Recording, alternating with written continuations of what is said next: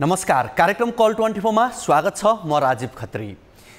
यति बेला सबैभन्दा गाह्रो कसैलाई छ भने दलका नेता र तिनका कार्यकर्तालाई छ। कति बेला कोसँग ठुङ्गाठुङ गर्ने अनि कोसँग सुङ्गासुङ गर्ने गाह्रो छ। गाह्रो दर्शकवृन्द, आज म रामायणकालीन ती हनुमान र प्रचण्डकालीन यी हनुमानको कुरा गर्दैछु।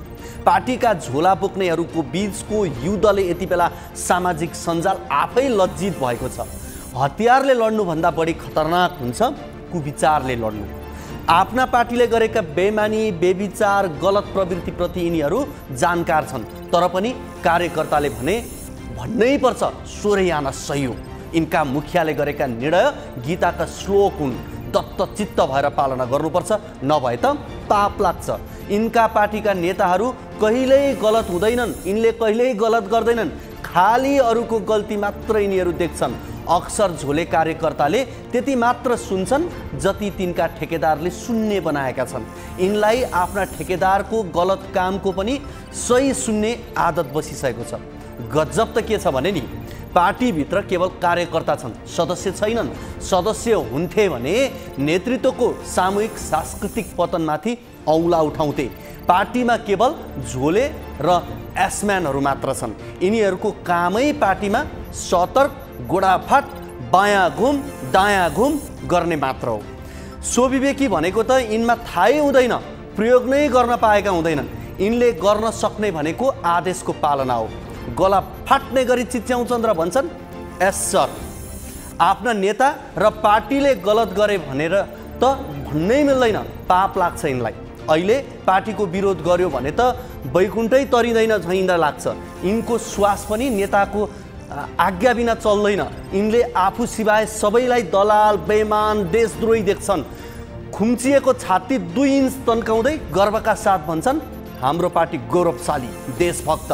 अनि झोले कार्यकर्ताको पार्टीमा आफ्नै आकार हुन्छ, स्मल, लार्ज, एक्सल, यस्तै हुन्छ। माथि बस्नेको त डबल एक्सल र ट्रिपल एक्सल सम्मका पनि हुन्छन्। गुलामी गर्दा गर्दै विचारले चर्किएको हाँडी जस्तो रूप लिइसक्दा पनि यिनको हनुमानगिरी तै पनि पाकिरहन्छ। झोले कार्यकर्तालाई त पौराणिक हनुमानसँग पनि दान्न मिल्दैन। खास ती हनुमान सत्यको पक्ष लिन्थे, गलत भएको ठाउँमा खबरदारी गर्थे। यी हनुमानले आँखा चिम्लेर हातमा तेल दलेर आफ्ना नेताको चाकडी मात्र गर्छन्। हरेक पार्टीले यस्ता झोले समूहहरू निर्माण गरेर राखेका छन्, विद्यार्थीका नाममा, मिडियाका नाममा, कर्मचारीका नाममा र अरू यस्तै थुप्रै। यिनको काम भनेको पार्टीले जस्तो सुकै काम गरोस् तिनको सही थाप्ने हो र अप्रत्यक्ष प्रतिकार गर्ने निन्जा स्टाइलमा। त्यो पनि अब स्वतन्त्र जनता भन्ने शब्द नै डाइनोसर बन्ला झैँ भइसक्यो। सबले कुनै न कुनै दलको नेताको झोला बोक्नै पर्ने बाध्यतात्मक अवस्था यति बेला बनेको छ। यस्तो लाग्छ उमेर पुगेपछि पहिलो काम नागरिकता बनाउने हो, अनि दोस्रो काम पार्टीमा भर्ती हुने हो। सदियौँदेखि हामीले कुनै न कुनै पार्टीका गोटी बन्दै आइरहेका छौँ। हाम्रा बाजे बुबा, हाम्रा सारा पुस्ताले गोटी बनेरै जीवन बिताए। यही अवस्था रहिरहे आगामी कति पुस्ताले गोटी बनेर बाँच्नुपर्ने हो, अनिश्चित छ। हिन्दीमा एउटा शोले नाम गरेको सिनेमा छ, त्यहाँ एउटा गब्बर नामको खलपात्र छ। हाम्रो त यथार्थमा केन्द्रदेखि प्रदेश हुँदै स्थानीय तहसम्म गब्बरहरू छन्। यी गब्बरहरू आफै जन्मिँदैनन्, गब्बर आफै मात्र त्यति अपराधी बन्दैनन् जबसम्म उसँग कालियाहरू हुँदैनन्। सिनेमामा गब्बरले आदेश दिन्छ र कालियाहरू गाउँ छिरेर लुट मचाउँछन्। हाम्रामा पनि गब्बरकै आदेशले कालियाहरूले लुट मचाउँछन्। फरक यति हो कि सिनेमाका कालियाहरू गैरकानुन ढङ्गले लुट्थे, अहिलेका कालियाहरू कानुनी ढङ्गले लुट्छन्। सिनेमाका कालिया र गब्बरहरूले आफ्ना विरुद्धमा उत्रेकाको हत्या गरिदिन्थे। हाम्रा गब्बर र कालियाहरूले पनि आफ्ना विरोधीको हत्या नै गर्छन्, तर फरक यति हो खुन बग्दैन। यिनले बस चरित्र हत्या गर्छन्। अहिले सायद गाउँठाउँ परिवेश सानो थियो होला त्यति बेला, पहिलेको कुरा, र एउटा गब्बर र सीमित कालियाहरू सिनेमा देखाइएको पाइन्छ त्यो फिल्ममा। तर अहिले गब्बरहरू गाउँदेखि सहरसम्म फ्रेन्चाइजी लिएर बसेका छन्। लेखक विजय कुमारले त्यसै भनेका होइनन्। कुनै पनि देशले आफ्नो स्तर अनुसारको नेता पाउँछ। हामी जनताको स्तर पनि यति मात्रै हो त। हामीलाई प्रधानमन्त्री युवा चाहिएको छ, मन्त्री युवा चाहिएको छ, राज्यको पक्षमा काम गर्ने मान्छे चाहिएको छ, तर हामीले चुन्ने भनेको अशक्त, वृद्ध र कामै गर्न नसक्ने नै हुन्छ। हामीलाई कस्तो भाग्य, भविष्य र देश चाहिएको छ त्यो हामीलाई थाहा हुनुपर्छ। हामीले जस्ता राजनीतिक खेलाडी छान्छौँ त्यस्तै स्तरको खेल हेर्न पाइने हो। मेसीको खेल हेर्ने हो भने उसैलाई छान्नुपर्छ। राम राज्यको कल्पना गर्ने जनताले भोट पनि रामलाई नै हाल्नुपर्छ, नभए दुशासन जन्मिन्छन् र देशको चिरहरण गरिरहन्छन्। बोतलसँग भोट साट्ने जनताले यही स्तरका नेता पाउँछन्, यही स्तरको विकास पाउँछन्, यही स्तरको राजनीति पनि पाउँछन्। अहिलेको राजनीतिक असफलता झोले र हनुमानगिरी प्रवृत्तिकै उपज हो। हाम्रै भोटले जन्माएको राज्य सत्तामा जुवा खेल्नेहरू अहिले आफू अछुतो बन्ने काम हामी नगरौँ। यसबाट बच्ने छुट हामीलाई छँदै छैन। अरूलाई बदलेर मात्र देश बन्दैन, आफू बदलिएपछि मात्रै देश बदलिने हो। त्यही भएर आफ्नो स्तर बदलौँ अनि मात्र देश बदलिन्छ। दर्शकवृन्द, यो र यस्तै विकृतिका अन्य विषय आजको कार्यक्रम कल 24 मा हामीले समावेश गरेका छौँ। यसको अलावा तपाईँहरूको गुनासोलाई हामी कार्यक्रममा प्रत्यक्ष समेट्छौँ।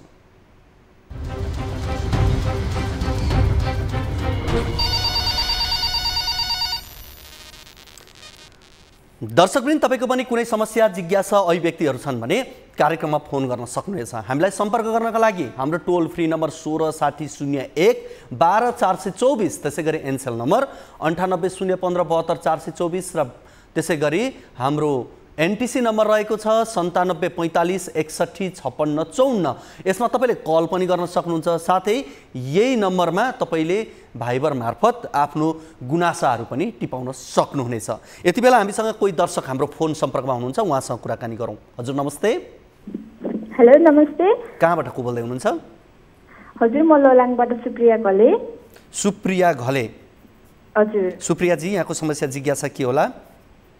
हजुर, मेरो चाहिँ बाबा हराउनु भएको थियो अस्ति यही 2 गतेबाट। हजुर। अनि कागज 40 चोकबाट हराउनु भएको थियो। अहिलेसम्म त केही कन्ट्याक्टमा आउनु भएन कि उहाँ चाहिँ। अनि त्यस कारणले हामीले चाहिँ अब सबै रिपोर्टहरू पनि दिइसक्यो। हामीले अब सक्ने ठाउँमा खोजिसक्यो। अब त्यही पनि 15 दिन 14 दिन भइसक्यो। अब केही कन्ट्याक्टमै आउनु भएन कि अहिलेसम्म सम्पर्कमा आउनु भएन। तपाईँले तपाईँको बाबाको फोटो हामीलाई पठाउनु भएको छ? हजुर, भाइबरमा पठाइदिनु भएको थियो बहिनीले। पठाइदिनु भएको थियो। ठिक छ, अब यहाँ हामीले तपाईँको बाबाको फोटो कति राख्न सक्छौँ सक्दैनौँ यहाँले स्क्रिनमा अलिकति बाबाको बारेमा बताइदिनुहोस् न। तपाईँको बाबा कहाँबाट कसरी हराउनु भयो, कति वर्षको हुनुहुन्थ्यो, कस्तो कपडा लाउनु भएको थियो? यति बेला टेलिभिजनमा हामीले देखाइ पनि रहेका छौँ तपाईँको बाबालाई पनि। भन्नुहोस् त फोटो, बाबाको फोटो। बाबा त कागजथली चोकबाट हराउनु भएको थियो। उहाँको उमेर चाहिँ 52 वर्षको हो। अनि उहाँले चाहिँ कालो ज्याकेट लाउनु भएको छ, अनि भित्र चाहिँ खारानी कलर र ब्ल्याक कलर मिसिएको त्यो टी सर्ट लाउनु भएको, अनि निलो ट्र्याक लाउनु भएको छ, ब्याग पनि बोक्नु भएको छ, अनि हरियो कलरको टोपी लाउनु भएको छ। अनि उहाँ चाहिँ अलिकति डिप्रेसनमा हुनुहुन्थ्यो कि हामीले चाहिँ, अनि हस्पिटल लान ल्याउनु भएको थियो। अनि मान्नु भएन। अनि त्यही भएर खै कता जानुभयो भयो। हामीले खोज्नु चाहिँ कति खोजिसक्यो, अहिलेसम्म पनि कन्ट्याक्टमा आउनु भएको छैन। अनि ठाउँ ठाउँमा रिपोर्टहरू पनि दिइसकेको छ, तर पनि खै तपाईँलाई पनि कतैबाट केही रेस्पोन्सहरू पनि आएको छैन।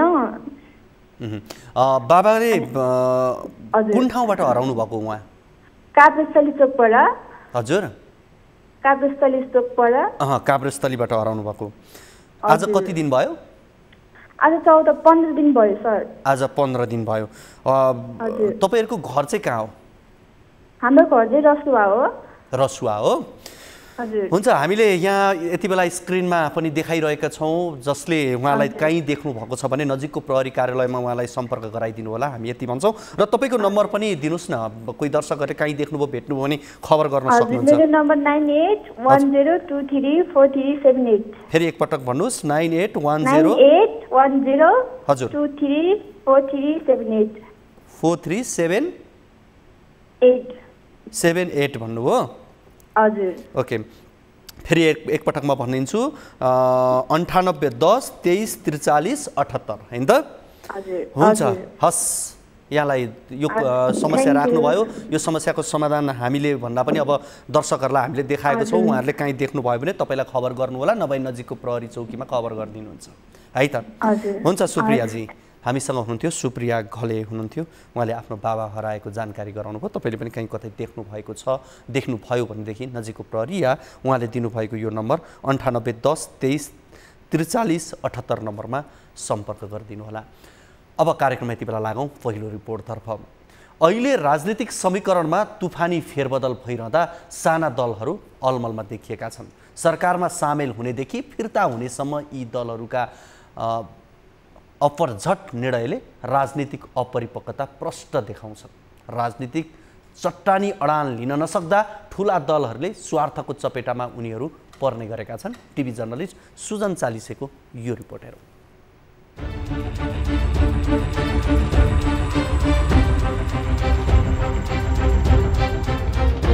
आम निर्वाचनबाट उदाएका साना दलहरू खास गरी राप्रपा, रासोपा, नागरिक उन्मुक्ति र जनमत पार्टीको भूमिका अपरिपक्व र अस्थिर बन्दै गएको छ। यी दलहरूले जनमतका आधारमा सत्तारोहण गर्ने हैसियत त बनाउन सकेनन् नै, सत्ता राजनीतिमा पनि अलमलमा छन्। उनीहरूको चरित्र र गतिविधि नियाल्दा 5 वर्ष प्रतिपक्षमै रहेर जनजीविकाका सवाल उठाउलान् भन्ने अपेक्षा पनि निरर्थक बनेको छ। सत्तामा नजाने स्पष्ट जनमत हुँदाहुँदै पुस 10 को समीकरण बन्दा यी चारै दल अग्रपंक्तिमा रहेर सरकार गठनको कसरतमा जुटेका थिए। संसदको अङ्कगणितका कारण सरकार निर्माण कठिन भएको भन्दै आफ्नो चुनावी मुद्दालाई भुलेर हतार हतार सरकारमा सामेल भए। राप्रपा र रासोपालाई त स्वविवेक भुलेर एमाले अध्यक्ष केपी ओलीको गोटी बनेको आरोप समेत लाग्यो। राष्ट्रपति निर्वाचनका लागि फरक समीकरण बन्ने परिस्थिति आउँदा राप्रपाले दायाँ बायाँ विचारै नगरी सरकारलाई दिएको समर्थन फिर्ता लिने निर्णय गर्यो। चुनावी म्यान्डेट अनुसार राप्रपा प्रतिपक्षमा त आयो, तर यसका लागि अनेकौं राजनीतिक ठक्कर खानु पर्यो र सरकारबाट बाहिरिने क्रममा पनि जुन उद्देश्यका साथ, जुन एउटा कल्पना, जुन एउटा अठोट, जुन संकल्पका साथ हामीहरू सरकारमा सहभागी भयौँ, त्यो उद्देश्यमा चाहिँ करिब पुग्ने खालको कुराहरू अब सम्भव नहुने भयो भन्ने हामीले बोध गरिसकेपछि हामीले सरकारबाट हामीले फिर्ता हुने हामीले निर्णय गर्यौँ। सत्ता समीकरणमा पुगेपछि जब राजनीतिका पुराना खेलाडीहरूसँग उनीहरूको काँध मिल्न थाल्यो, राजनीतिक भुमरीको चपेटामा उनीहरू परे। गृह मन्त्रालय गुमाउनु परेपछि राष्ट्रिय स्वतन्त्र पार्टी झस्कियो र त्यसकै आधारमा सरकारबाट बाहिरिने निर्णय समेत गर्यो। रेशम चौधरी लगायतको रिहाईको शर्तसहित सरकारलाई समर्थन गरेको नागरिक उन्मुक्ति पार्टी सरकारले व्यवस्था गरिदिँदा खिस्रिक्क पर्यो। जनमत पार्टीले आफूले मागेको मन्त्रालय पनि पाउन सकेन। राप्रपा सरकारमै रहँदा राजसंस्था र हिन्दू राष्ट्रको नाराका कारण प्रधानमन्त्रीसँग एकमत हुन सकेन। अझै पनि सरकारबाट बाहिरिने आँट गरिसकेको छैन। उसले सरकारलाई दिएको समर्थन कायमै राख्ने निर्णय गरेको छ। सत्तामा जाने र सरकारमा रहने अपरिपक्व खेलबाट रासोपा अझ चेतिसकेको छैन। हामीले यो सङ्केत देखेको कारणले नै योभन्दा अगाडिकै बैठकबाट हामी सरकारबाट बाहिरिने निर्णय गरेका हौँ। हाम्रो समर्थन कायम नै छ र नेपालको राजनीतिमा अर्को घटनाक्रम नभएसम्म यो चाहिँ उपयुक्त समयसम्म हाम्रो सरकारलाई दिएको समर्थन चाहिँ कायम रहन्छ। हामीले अहिले सरकारलाई दिएको समर्थन फिर्ता लिने सम्बन्धमा निर्णय गरेका छौँ। नागरिक उन्मुक्ति र जनमत पार्टी भने अझै जता सरकार त्यतै संलग्नताको बाटोमा छन्। फरक गठबन्धनमा पनि बिना हिचकिचाहट सामेल भएका उनीहरूले पार्टीभित्र गठबन्धन वा सरकार कतै पनि परिपक्व निर्णय गर्न सकेका छैनन्। प्रतिपक्षमा रहने वा सरकारमा जाने चट्टानी अडानको कमी उनीहरूमा देखिएको छ। सत्ताको छिना झप्टीको राजनीतिक संस्कारको लतमा नयाँ दलहरू समेत नराम्ररी फसेका छन्। दर्शकवृन्द, हामीले चासो र चर्चाका आधारमा यो रिपोर्ट यहाँहरू बीच राखेका हौँ। अब कार्यक्रममा लागौँ अर्को रिपोर्टतर्फ। सामान्य रुगाखोकीको समस्या आएपछि हिमाल अस्पताल लगिएकी 28 महिने बालिकाको ज्यान गयो। बालिकाको मृत्युपछि उत्पन्न तनाव मत्थर भएको छैन। यसो त अस्पताल र चिकित्सकको लापरवाहीको कारण पछिल्ला समय देखिएका यी र यस्ता घटना भइरहेको पाइन्छ। चिकित्सकहरूको लापरवाहीका घटनाले चिकित्सकमाथि मात्र नभई सिङ्गो चिकित्सा क्षेत्रमाथि नै प्रश्न चिन्ह उब्जाएको छ। टिभी जर्नलिस्ट त्रिगुणा भट्टराई बस्नेतको यो रिपोर्ट हेरौँ। डाक्टर मुर्दाबाद, मान्छे मार्न पाइँदैन, हत्यारा डाक्टर चाहिँदैन। यो दृश्य हो काठमाडौँको ज्ञानेश्वर स्थित हिमाल अस्पतालको। जहाँ मोरङ घर भएकी 28 महिने बालिका प्रशंसा गौतमको उपचारको क्रममा मृत्यु भएको थियो। गायक गौरव दर्पणकी छोरी प्रशंसा गौतमलाई रुगाखोकी र ज्वरो आइरहेपछि गएको माघ 23 गते उपचारका लागि नक्साल स्थित हिमाल हस्पिटल उपचार गर्न लगेका थिए। बालरोग विशेषज्ञ डाक्टर जयदेव यादवलाई छोरी देखाए। डाक्टर यादवले भाइरल ज्वरो भएको बताए।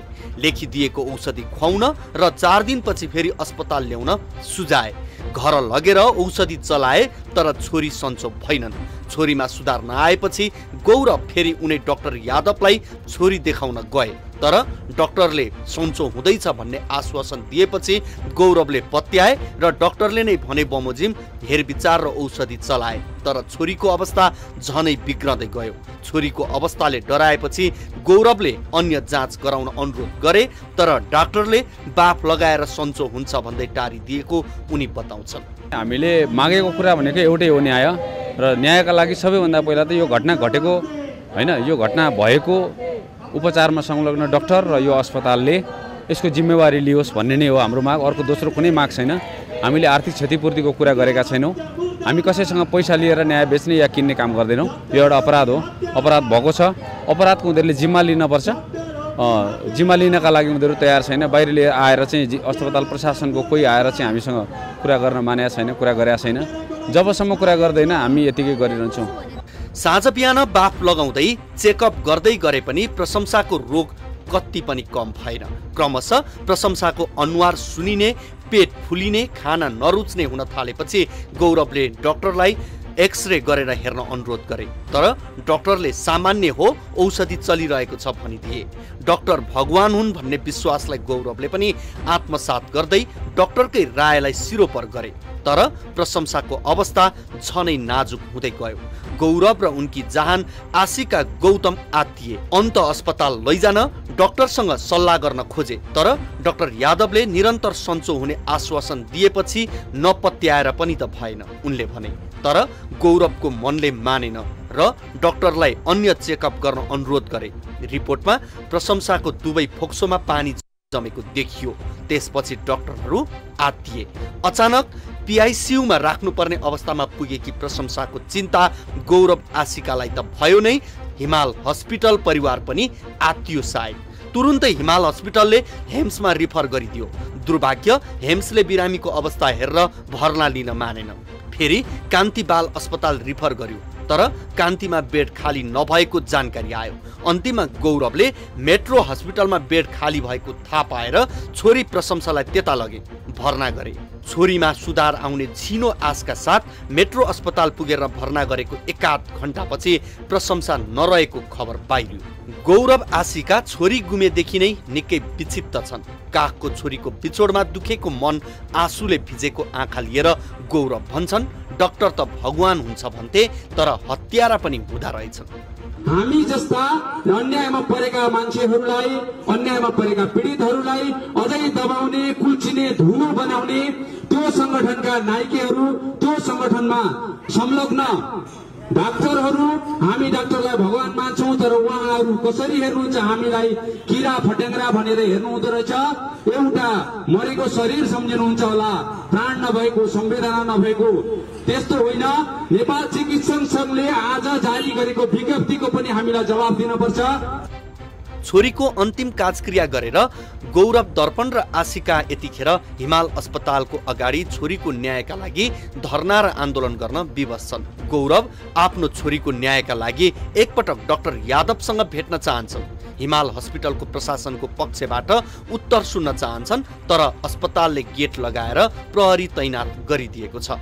पीडित पक्ष यति मात्र चाहन्छ, डाक्टर र अस्पताल प्रशासनले हामीबाट गल्ती भयो भनेर स्वीकार गरोस्। सार्वजनिक रूपमा क्षतिपूर्ति दिन्छु भनेर आए पनि मान्दैनौ। उनीहरू भन्दैछन् क्षतिपूर्ति त छोरीका लागि ब्रह्माण्ड बेचेर दिन्छु भने पनि कम हुन्छ। माग छ हेलचेक्राइ गर्ने चिकित्सकको लाइसेन्स खारेज होस्।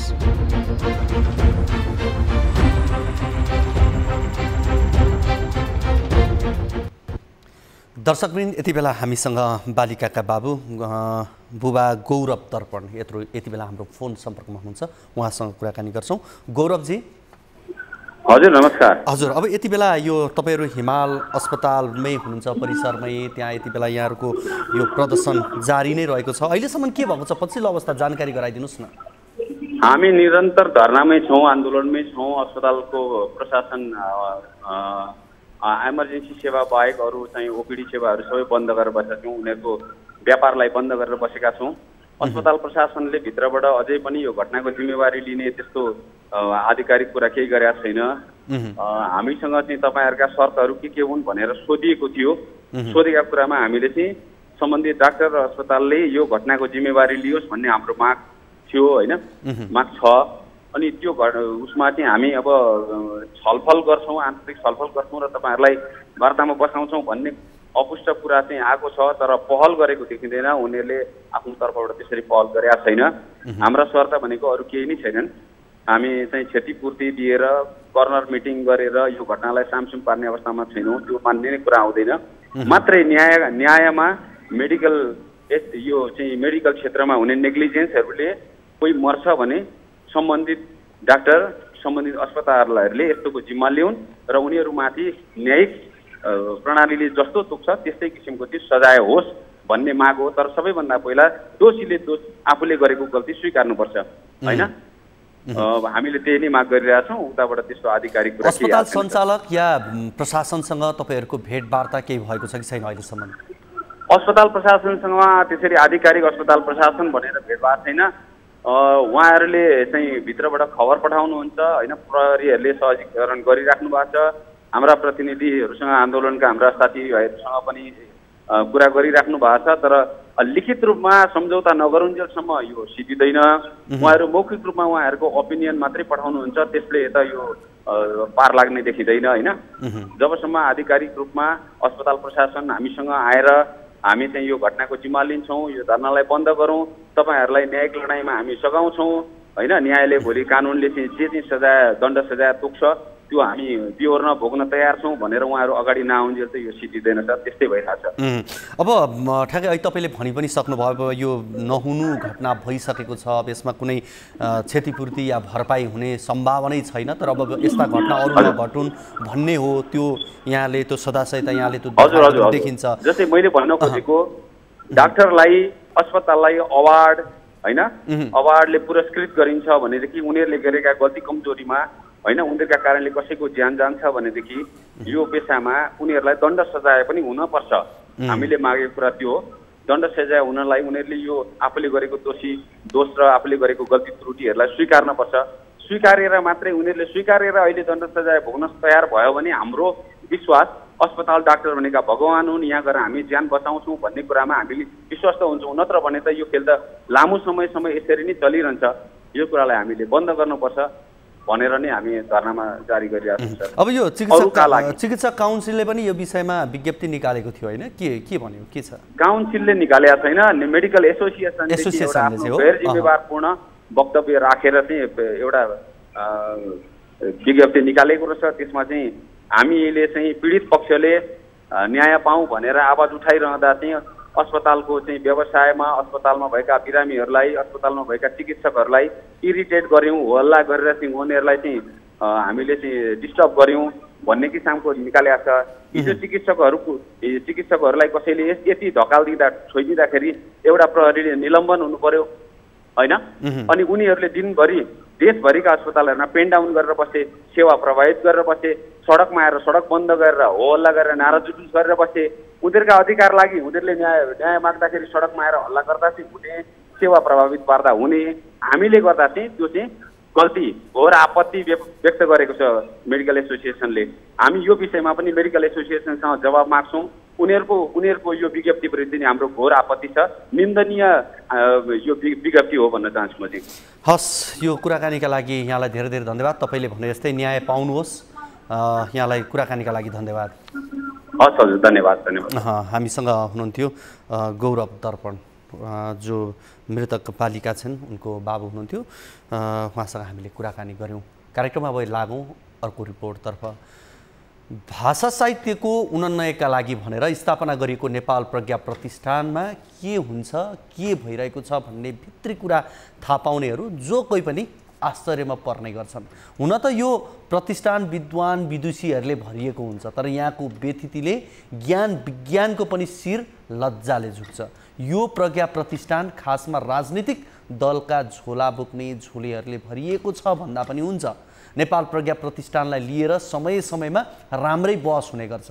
प्राज्ञिक थलो भएकाले मात्र प्रतिष्ठानको आम चासो बढेको होइन, यसभित्रका व्यतिथि विकृति विसङ्गतिले पनि अस्वाभाविक रूपमा चर्चामा आउने गरेका छन्।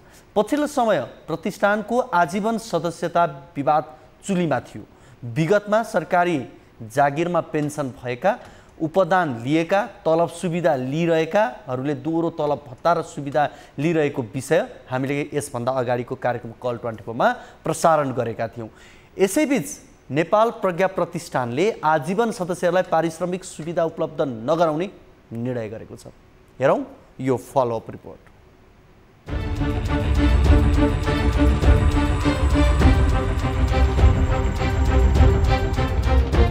2046 सालपछिको नेपाल प्रज्ञा प्रतिष्ठानमा नियुक्ति र त्यहाँ नियुक्त हुनेहरूको मस्ती त देखिरहेकै पनि छ र पटक पटक यस्ता महत्त्वपूर्ण र सम्मानित प्राज्ञिक निकायमा विज्ञ विशेषज्ञ इमान्दार र भद्र व्यक्तित्व नियुक्त गरिनुपर्ने आवाज पनि उठिरहन्छ। तर सरकारमा रहनेहरूले देख्ने विज्ञ विशेषज्ञ इमान्दार र भद्र व्यक्ति भनेका ती नेता प्रधानमन्त्री मन्त्रीका हनुमान चालिसामा वाचन गर्नेहरू मात्र हुने गरेका छन्, जसका कारण नेपाल प्रज्ञा प्रतिष्ठानमा व्यतिथिका चाङ लाग्दै गएको छ। पछिल्लो समय प्रतिष्ठानको आजीवन सदस्यता विवाद चुलीमा थियो। विगतमा सरकारी जागिरमा पेन्सन भएका, उपदान लिएका, तलब सुविधा लिएकाहरूले दोहोरो तलब भत्ता र सुविधा लिइरहेको भन्दै व्यापक विरोध हुँदै आएको थियो। तर नेपाल प्रज्ञा प्रतिष्ठानको नयाँ कार्यसमितिले सोमबार काठमाडौँमा पत्रकार सम्मेलन गर्दै आजीवन सदस्यहरूले दोहोरो सुविधा लिएकाले फागुन महिनादेखि प्रतिष्ठानबाट पारिश्रमिक सुविधा उपलब्ध नगराउने निर्णय गरेको छ। प्रतिष्ठानको ऐन बमोजिम दोहोरो पारिश्रमिक सुविधा प्राप्त गर्न नमिल्ने भएकाले विश्वविद्यालयहरू तथा निकायबाट निवृत्त भरण लिइसकेका आजीवन सदस्यहरूलाई प्रतिष्ठानबाट पारिश्रमिक सुविधा उपलब्ध नगराउने निर्णय भएको प्रज्ञा प्रतिष्ठानले जनाएको छ। 1 करोड टेन्टेटिभ 1 करोड 20 लाखमा सरदर आधी मात्रै बच्यो भने पनि अथवा आधी मात्रै हामीले त्यो स्रोत चाहिँ दोहन गर्न मतलब दिइएन भने हामीले त्यो रकम एउटा प्राज्ञिक सेक्टरमा राम्रै ढङ्गले काम गर्न सक्छौँ। प्राज्ञिक सेक्टरमा, सृजनशील सेक्टरमा त्यो राम्रै ढङ्गले त्यसलाई हामी त्यता लगानी गर्नेवाला छौँ। यस विषयमा साहित्यकार घनेन्द्र ओझाले सर्वोच्च अदालतमा रिट दायर समेत गरेका थिए। हाल उक्त मुद्दा विचाराधीन अवस्थामा रहेको समयमा नेपाल प्रज्ञा प्रतिष्ठानले यस्तो निर्णय गरेको हो। नेपालको ढुकुटीबाट दोहोरो सुविधा लिन नपाउने कानुनी प्रावधानको धज्जी उडाउँदै राज्य कोष दोहन गरी आएको विगतको निर्णय उल्टाउने प्रज्ञाको वर्तमान नेतृत्वप्रति साहित्यकार ओझाले आभार व्यक्त गरेका छन्। प्रज्ञामा यो सँगै कर्मचारीको विषय पनि अझै पेचिलो छ। 82 जना स्थायी कर्मचारीकै लागि काम अपर्याप्त छ, तर यहाँ अरु 50 जना कार्यकर्तालाई जागिर खुवाउनकै लागि मात्रै भर्ती गरिएको छ। ती मध्ये कसैको काम घाम ताप्ने र सरकारी तलब बुझ्ने मात्रै बनेको छ। केही करोड रुपियाँसम्म आमदानी नभएको यस प्रतिष्ठानमा यति धेरै कर्मचारी रहनुले मनोमानी ढङ्गले आफू खाने र आफ्ना मान्छेहरूलाई खुवाउने थलो भएकोमा दुई मत छैन। यसलाई समेत प्रज्ञाको नयाँ कार्यसमितिले कसरी सम्बोधन गर्छ हेर्न भने बाँकी नै छ। दर्शकवृन्द, यसै विषयमा कुराकानी गर्नका लागि हामीसँग साहित्यकार घनेन्द्र ओझा हाम्रो फोन सम्पर्कमा हुनुहुन्छ। उहाँसँग कुराकानी गरौँ। घनेन्द्रजी, यहाँलाई कार्यक्रम कल 24 मा स्वागत छ। धन्यवाद। अब यो आजीवन सदस्यहरूले दोहोरो सुविधा लिएको विषयलाई लिएर सर्वोच्चमा यहाँले रिट पनि दायर गर्नुभएको थियो। अदालती प्रक्रिया कायमै रहेको बेला प्रतिष्ठानमा आएको नयाँ कार्य समितिले पारिश्रमिक सुविधा उपलब्ध नगराउने निर्णय गरेको छ। तपाईँ त पक्कै खुसी हुनुहुन्छ होला, के भन्नुहुन्छ यति बेला? यो राम्रो निर्णय हो। यो धेरै अगाडिदेखि कुरो उठिरहेको भए पनि प्रज्ञा प्रतिष्ठान, तत्कालीन प्रज्ञा प्रतिष्ठान का प्राज्ञ सभा प्रज्ञा परिषदले अथवा पदाधिकारीहरूले यस बारेमा खासै रुचि देखाउनु भएको थिएन। विभिन्न कारणहरू थिए होला, लोकपापका कुराहरू थिए होला, अलिकति लालचका कुराहरू थिए होला, अलिकति आँटका कुरा, साहसका कुरा थिए होला। तर अहिलेको जुन प्रज्ञा परिषद बनेको छ नयाँ, जस्तै गरेर यसका जुन एउटा निर्णय गरेको छ, जो दोहोरो सुविधा लिइरहनु भएका राज्यबाट दोहोरो कोर्स गरिरहनुभएका प्राध्यापकहरू हुनुहुन्छ अथवा आजीवन सदस्यहरू हुनुहुन्छ, उहाँहरूको त्यो दोहोरो सुविधा चाहिँ रोका गरेको छ। यो राम्रो कुरो हो र यसले झन्डै 60 देखि 65 लाख रुपियाँ वार्षिक बचत भएको छ राज्य कोषमा, प्रजा प्रतिष्ठानलाई पनि भनौँ त्यसबाट। र त्यो पैसा अब कुनै ताकि कर्मका लागि अथवा अन्य हिसाबमा खर्च गर्न सकिने अवस्था पनि सिर्जना भएको छ। यसको रमाइलो पक्ष के छ भने जम्मा 7 लाख रुपियाँको बजेटले 11वटा त्यहाँ जुन विभागहरू छन् ती विभागहरू 7-7 लाखका दरले वर्षको बजेट चलाइरहेको अवस्थामा के काम गर्न सक्यो होला। अब त्यसमा 4-5 लाख रुपियाँ एउटामा त्यही थप गर्दाखेरि पनि त्यही आजीवन सदस्यता बापतको दोहोरो सुविधाको दोहोरो भत्ताको पैसा थप गर्दा पनि केही न केही काम होला भन्ने लागेको छ। र अर्को कुरो विपन्न बिरामी अथवा कमजोर भएका लेखन संस्थाहरूलाई विद्युत वृत्तिको रूपमा लेखन वृत्तिको रूपमा पनि त्यसलाई दिन सकिने अवस्था सिर्जना भएको छ, जुन हिजो कुलापातीले पत्रकार सम्मेलनमा पनि भन्नुभएको छ। अब त्यही होला भन्ने लागेको छ। अब यो तपाईँले यो विषय उठान गर्नुभयो, अलिकति सामाजिक सञ्जालमा पनि यहाँ सक्रिय रूपमा देखिनुभयो, यहाँले नै आवाज पनि उठाउनुभयो, अदालतसम्म यो विषय पुर्याउनु पनि भयो। यसलाई अन्य तवरबाट चाहिँ कतिको सहयोग पाउनु भएको थियो यहाँले, के छ त्यो विषयमा थोरै मैले अलिकति जानकारी लिन चाहेँ। अन्य व्यक्तिहरू अन्य साहित्यकारहरू कतिको यसमा त्यो सद्भाव तपाईँप्रतिको सहयोग कतिको देखिएको थियो यो विषयमा? यसमा सुरुका समयमा मैले सार्वजनिक सञ्चार माध्यमहरूमा पनि भनेको छु, यो व्यक्तिगत रूपमा एउटा विवेकले राज्यको जोन भइरहेको छ, त्यो पनि राज्यहरूबाट, त्यो पनि प्राध्यापकहरूबाट होइन, जो त्यसका बौद्धिक वर्ग हुन् र उच्च बौद्धिक वर्ग हुन् उनीहरूबाट यसरी राज्यको जोन भइरहेको अवस्था देखेपछि यसमा केही आवाज उठाउनुपर्छ, यो केही सुधार गर्नुपर्छ यसमा भनेर आएर मैले व्यक्तिगत रूपमा यो पहल गरेको हुन्छु। पछिल्लो समय मैले मुद्दा रिट दायर गरेपछि केही संस्थाले व्यक्तिहरूले त्यसमा मौखिक लिखित ऐक्यबद्धता जनाउनु भएको हो। तर त्यसमा मलाई नैतिक साथ अथवा नैतिक समर्थन मात्रै गर्नुभएको हो तपाईँले, अन्य केही कुनै पनि सहयोग समर्थन मैले। अब वार्षिक 14 करोड रुपियाँ परिचालन गर्न 100 कर्मचारी भर्ना गरिएको छ, आधाभन्दा बढी कर्मचारी करारमा राखेर अब यो अनेक खर्च गर्नुपर्ने रकम अब यो सुवा पारिएको छ। तपाईँले यो विषय पनि उठाउँदै आउनु भएको थियो, यो विषयमा चाहिँ कुरा भयो कि भएन, के छ?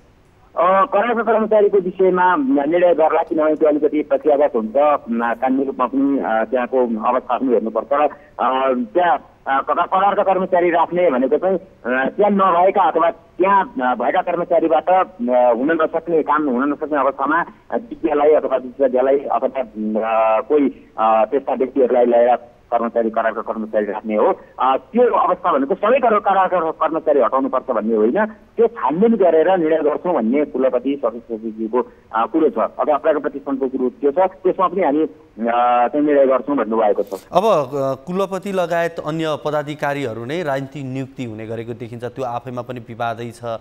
त्यो सँगसँगै तपाईँले निकाल्नुभएकै लिस्टलाई हेर्ने हो भने पनि माओवादी निकट व्यक्तिहरू नै त्यहाँ करार कर्मचारी धेरै छन्, त्यस कारणले गर्दा त्यहाँ चाहिँ अलिकति सकस हुने भएको हो कि, किनभने अहिले नियुक्त पनि माओवादी तर्फबाटै मन्त्री आइसकिसकेपछि हुनुभएको हो, के छ त्यो सकस हो? यस्तो राजनीतिक नियुक्ति पनि हो, त्यहाँ राजनीतिक भर्ती केन्द्र पनि बनाएको हो कार्यकर्ताहरूलाई माथिदेखि नै। अब म भन्छु उहाँ नै फोहोर छ, किनभने संस्कृति मन्त्री आफै राजनीतिक व्यक्तित्व हुनुहुन्छ, उहाँले उहाँको सिफारिस गर्ने व्यक्तिहरू कुनै न कुनै रूपमा राजनीतिक रूपमा पक्कै पनि त्यो राजनीतिक सहभागिता उहाँहरूको संलग्नता छ नै, सबैको छ, त्यसमा लुकाइरहनु पर्ने कुरो छैन। तर उहाँहरू त्यहाँ गएर पनि राजनीतिक व्यक्तिको रूपमा काम गर्नुहुन्छ, राजनीतिक दलको कार्यकर्ताको रूपमा अथवा त्यसको चाहिँ अंशको रूपमा गर्नुहुन्छ, या एकाडेमिक प्रतिष्ठानको पदाधिकारी भएर जिम्मेवार व्यक्ति भएर लेखक साहित्यकारहरू खर्चाहरू अथवा साहित्य सृजना समाजशास्त्र होइन सामाजिक शास्त्र जति विभाग छन् ती विभागहरूमा केन्द्रित रहेर जिम्मेवार रहेर काम गर्नुहुन्छ भन्ने कुरा चाहिँ त्यो उहाँहरूको कामबाट देखिने हो। र अहिले जुन उहाँहरूले पहल गर्नुभएको छ त्यो चाहिँ सुधारको सङ्केत हो भन्ने हामीलाई लाग्छ। तर पक्कै पनि त्यस्ता कर्मचारीहरूलाई जो अनावश्यक हुनुहुन्छ उहाँहरूले चाहिँ अनावश्यक कर्मचारी मात्रै राखेर त्यहाँ पनि झन् 1.5-2 करोड रुपियाँ घाटा छ भनौँ न राज्यको उत्पन्न भइरहेको कर्मचारीका नाममा करारका कर्मचारीका नाममा त्यो चाहिँ पक्कै घटाएर चाहिँ राज्यको पैसाको राजको प्रयोग गर्नुहुन्छ भन्ने लाग्छ। अब यो 2046 साल पछाडिको प्रतिष्ठानमा नियुक्ति र त्यहाँ नियुक्त हुनेहरूको मस्ती त अब देखिरहेकै छौँ, सबैले देखेकै कुरा पनि हो र पटक पटक यस्ता महत्त्वपूर्ण र सम्मानित प्राज्ञिक निकायहरूमा विज्ञ विशेषज्ञ इमान्दार भद्र व्यक्तिहरूको नियुक्त गर्नुपर्ने भनेर आवाज पनि उठिरहेको हुन्छ।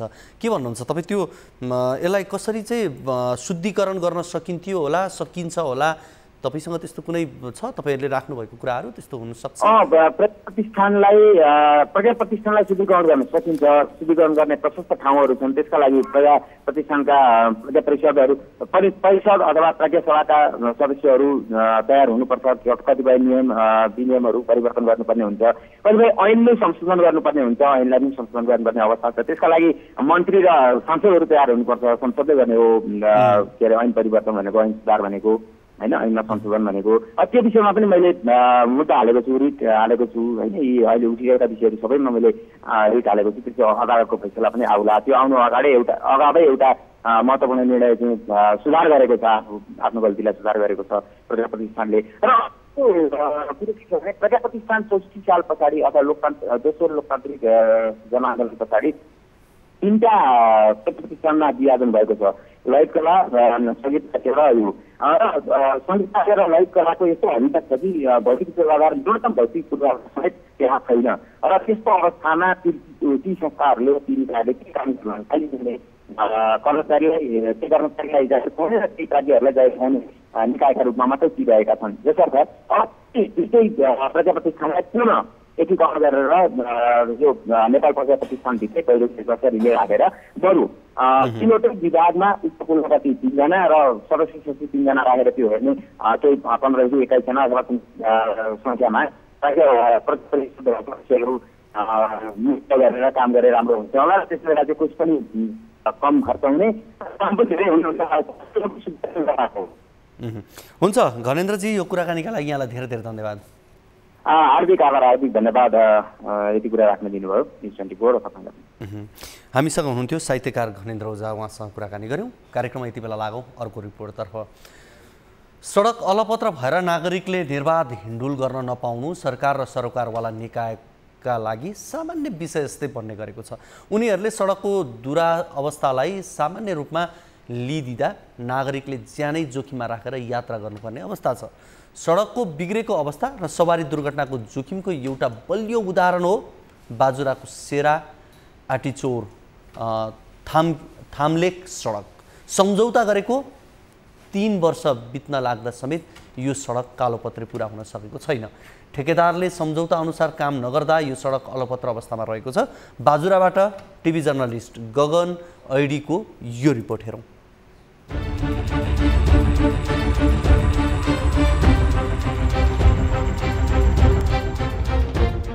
ठेकेदारले सम्झौता अनुसार काम नगर्दा बाजुरादेखि बझाङसम्म सञ्चालन हुने सेरा आँटीचौर थामलेक सडक कालोपत्रेको काम अलपत्र बनेको छ। 2076 सालमा अनक जयदेवी जेबी नेपालगञ्जले 3 वर्षभित्र 5.6 किलोमिटर सडक कालोपत्रे गरिसक्ने सम्झौता गरेको थियो। 3 वर्षमा सडक 1 किलोमिटर पनि कालोपत्रे हुन सकेको छैन। समयमै सडक कालोपत्रे नगरिदिँदा यातायात सञ्चालन गर्न कठिनाइ हुनुका साथै कच्ची सडक र प्रदूषणले जनस्वास्थ्यमा समेत असर परेको छ। रोडको बारेमा कुनै ठेकेदारले पनि अब ठेकेदार यो भन्ने पनि मुख्य थाहा छैन सर हामीलाई। अब थाहा नभएको कारणले हामीले अब धुवा खाइरहेको छौँ। बच्चा बच्चीलाई समस्या छ। रोडमा आउँछन्, मेरा त नजिकै बाल आश्रम पनि छ सर। अब रोडमा बच्चाहरू आउँछन्। अब यो रोड कहिलेसम्म पिचुने त्यो हामीलाई पनि थाहा छैन सर। सडक कालोपत्रे नहुँदा सडकका खाल्डाखुल्डीले दुर्घटनाको जोखिम पनि उत्तिकै बढाएको छ। साना तथा ठुला दूरीका सवारी साधनहरू सञ्चालन गर्न पनि कठिनाइ भइरहेको चालकहरूको गुनासो छ। बाटाघाटा पनि त्यस्तै छन्, कहीँ ढुङ्गा छन्, कहीँ केही छ। अब अहिलेसम्म पिच भइदिएको भए त हामीलाई पनि अलिक सरल हुन्थ्यो। पिच नभएको कारणले यस्तै हामी पनि दुखी छौँ भनौँ। सडक कालोपत्रेको जिम्मा लिएको ठेकेदार कम्पनीले 2 वर्ष अघि कोरोना संक्रमणको कारण काम प्रभावित भएको बताएको थियो। त्यसयता ठेकेदार कम्पनी सम्पर्कमै आउन नखोजेको स्थानीय जनप्रतिनिधिहरू बताउँछन्। बाजुरादेखि बझाङसम्मका जनताहरूको आवाजात गर्ने सडक भएका कारणले धेरै जनताहरूलाई असहज भएको छ। एकातिर हामी जनप्रतिनिधिका रूपमा रहँदा हाम्रो पनि अलिकति बेइज्जत भएको जस्तो मलाई महसुस भएको छ कि अब काम गर्ने क्रममा उहाँहरूले ठुलो लापरवाही गरिराख्नु भएको छ।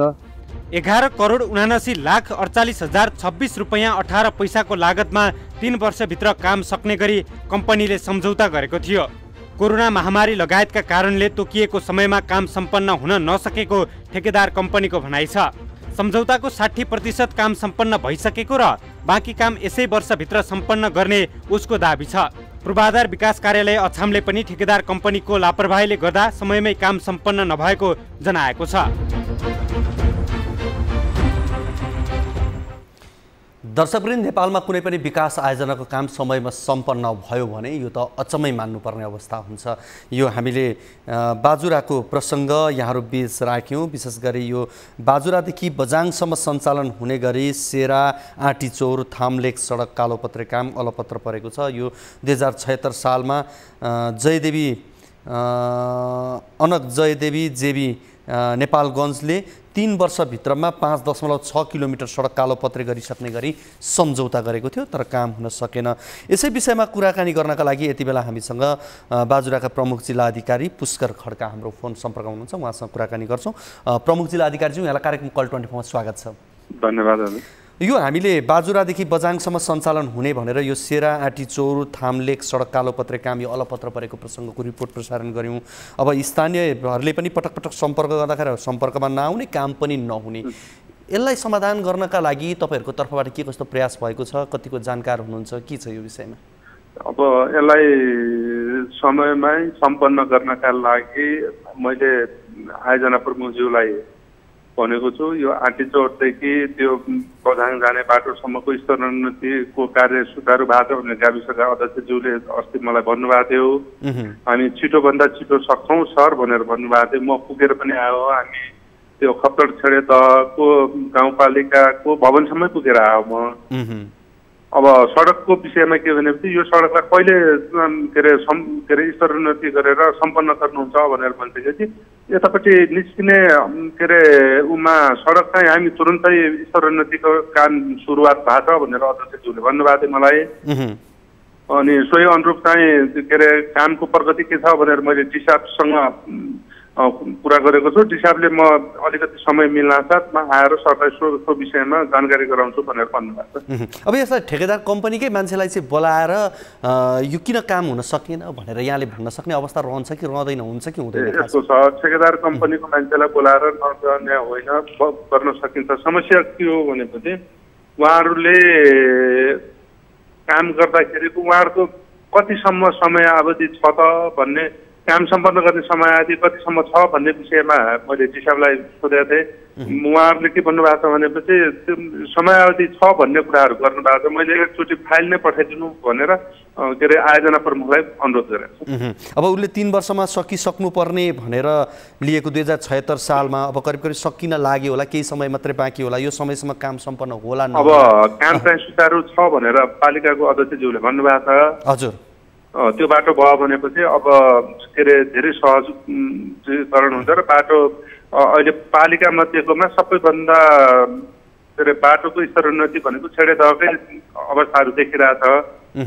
उहाँले अब समयावधि छँदै अब म सम्पन्न गर्छु भन्ने छ। अब त्यो अवस्थामा मैले डिसाबलाई निर्देशन नै के भनेको भनेपछि यसको चाहिँ स्तरोन्नतिको विषयमा छिटोभन्दा छिटो तपाईँले उहाँलाई चाहिँ काममा तदारुकता देखाउनु हुन भनेर भनेको छु। उहाँ डिसाब आइसकेपछि डिसाबसँग एकचोटि बसेर अब समष्टिगत रूपमा जिल्लाकै सम्पूर्ण जिल्लाको कहाँ छ के छ भन्ने विषयमा जानकारी लिएर अनि त्यसपछि बाँकी चाहिँ ठेकेदार साहबहरूलाई तपाईँहरूले यो काम सम्पन्न गर्नुपर्छ भन्ने अवस्थाहरू आउन सक्छ। त्यही अवस्थाहरूलाई उ गरेर के अरे आयोजना प्रमुखले नै त्यसमा तदारुकता देखाउनु पर्ने हो। आयोजना प्रमुखले अब उहाँहरूको समयावधि भएको कारणले चाहिँ काम चाहिँ सुरुवात छ भन्ने कुराहरू बुझेको छ। हस्, कुराकानीका लागि यहाँलाई धेरै धेरै धन्यवाद। दर्शकवृन्द, हामीसँग हुनुहुन्थ्यो बाजुराबाट प्रमुख जिल्ला अधिकारी पुष्कर खड्का। उहाँसँग हामीले कुराकानी गऱ्यौँ। कार्यक्रम यति बेला लागौँ अर्को रिपोर्टतर्फ। कथित बोक्सी काण्ड, हतौडा काण्ड लगायत विभिन्न काण्डले विगतदेखि नै चर्चामा रहेको पालिका हो कैलालीको घोडागुडी नगरपालिका। पछिल्लो समय यो पालिका मेयर र प्रमुख प्रशासकीय अधिकृत बीच द्वन्द्व चर्किएको छ। 2 जनाको टसलले गर्दा नगरपालिकाका सेवाग्राहीहरूले समेत प्रभावित भएका छन्। नगरको काम छाडेर 2 जनाको टसलले नगरवासीहरू आजित छन्। कैलालीबाट टिभी जर्नलिस्ट लोकुसिंह ठकुरीको यो रिपोर्ट हेरौँ।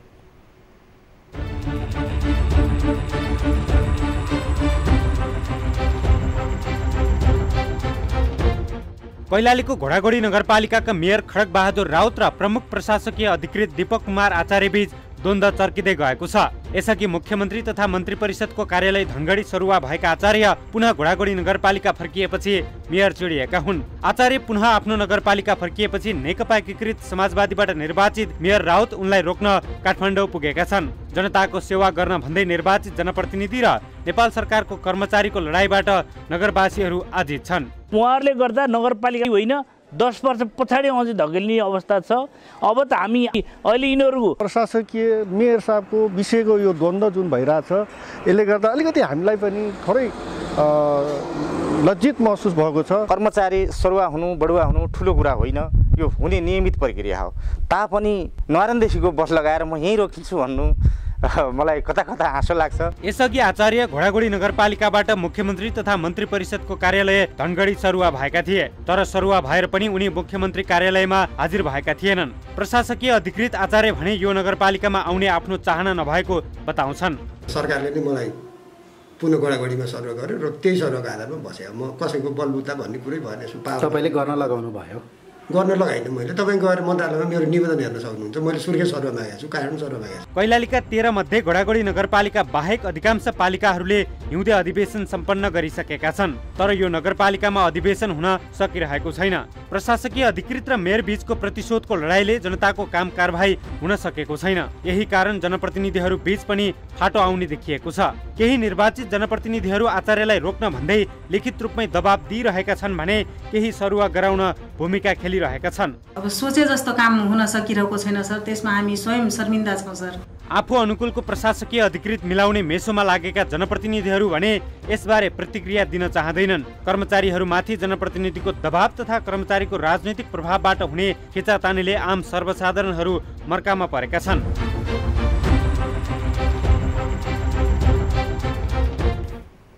दर्शकवृन्द, पछिल्लो समय स्थानीय तहमा यस किसिमको समस्या धेरै मात्रामा देख्ने गरिन्छ। जनप्रतिनिधि र कर्मचारी बीचको विवाद हुँदाखेरि स्थानीय तहले जसरी काम गर्नुपर्ने थियो, जनताका मुद्दाहरूमा जसरी नजिक रहेर काम गर्न सक्नु पर्थ्यो, त्यो गर्न नसकेका उदाहरणहरू प्रशस्त देखिन्छन्। घोडागोडी नगरपालिका, कैलालीको घोडागोडी नगरपालिकामा देखिएको समस्या पनि यही हो। यो नगरपालिकामा हेर्ने हो भने विशेष गरी विगतमा पनि विभिन्न किसिमका काण्डहरू हुने गरेका छन्। कहिले कथित बोक्सी काण्ड हुन्छ, कहिले हतौडा काण्ड लगायतका काण्डले विगतदेखि नै यो नगरपालिका चर्चामा रहने गरेको छ। यसपटक भने जनप्रतिनिधि र कर्मचारी बीचको टसल सतहमा देखिएको छ र जसले गर्दा स्थानीयहरूले जसरी नगरपालिकाबाट काम लिन सक्नु पर्थ्यो, जसरी काम हुनु पर्थ्यो, त्यो पाउन सकेका छैनन् भनेर गुनासो राखेको आधारमा हामीले यो रिपोर्ट तयार गरेका हौँ र यहाँहरूबीच हामीले राख्यौँ। यस विषयमा हामी कुराकानी गर्न खोजिरहेका छौँ घोडागोडी नगरपालिकाका नगर प्रमुख खड्गबहादुर राउतसँग। उहाँको सम्पर्क भएको खण्डमा उहाँसँग हामी थप यस विषयमा जिज्ञासा राख्छौँ र यो कर्मचारीसँगको झगडाले कहिले र कहाँसम्म पुर्याउने र आफूले हिजो निर्वाचनमा बाचा गरेर जुन मुद्दा लिएर निर्वाचन जितेर आएको त्यो कसरी गराउने भन्ने कुरा महत्त्वपूर्ण हो। यस विषयमा हामीले खड्गबहादुर राउत नगर प्रमुख घोडागोडी नगरपालिका उहाँसँग कुराकानी गर्न खोजेका थियौँ, तर उहाँले कुराकानी गर्न चाहनु भएन भन्ने मैले यहाँ जानकारी पाएको छु।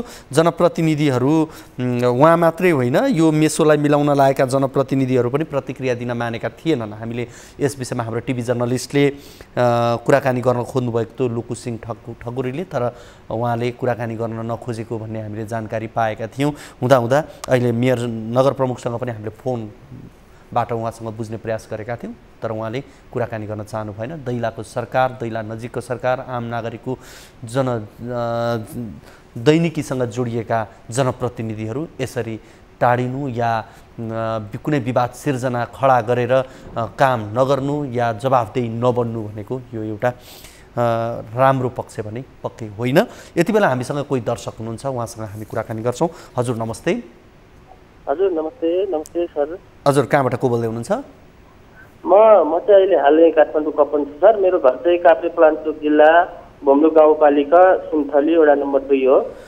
तपाईँको समस्या के होला?